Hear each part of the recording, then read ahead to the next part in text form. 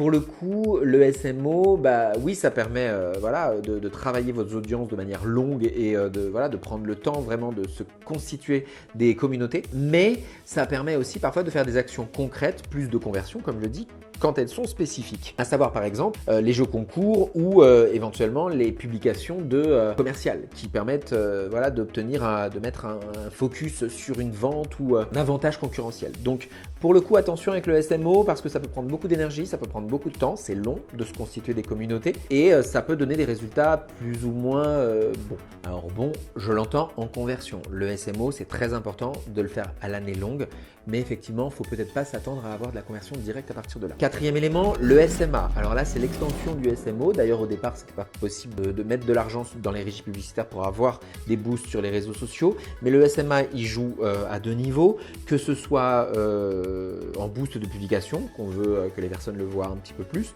mais également sur une stratégie intrinsèque, dans un côté un petit peu via le business manager, le dark web en tout cas, faire en sorte qu'on crée des campagnes et que ça n'ait pas forcément d'incidence avec la page. Alors oui, il y a plein de stratégies de SMA, je vous reporte un petit peu sur les publications, les vidéos qu'on a faites sur le SMA, ainsi que la vidéo que Florian a fait il y a quelques jours. Pour le coup, le SMA, c'est une vraie stratégie, il faut faire attention, on va essayer d'introduire tous les niveaux du tunnel au niveau du SMA pour éviter de trop mettre d'argent sur des choses qui ne seraient pas rentables. Donc notoriété, considération, conversion, dans le SMA, ça peut se mettre en place sur les campagnes. On a cette expertise-là, encore une fois, je le reprécise, la landing page est indispensable, mais les créas également en SMA évidemment, parce que pour le coup, les SMA, c'est vraiment quelque chose qui est en lien avec le clic. Donc si la créa visuelle, elle n'est pas belle, elle n'est pas activable, elle ne va pas donner un taux de clic important et donc la campagne peut être super bonne, ça ne donnera rien.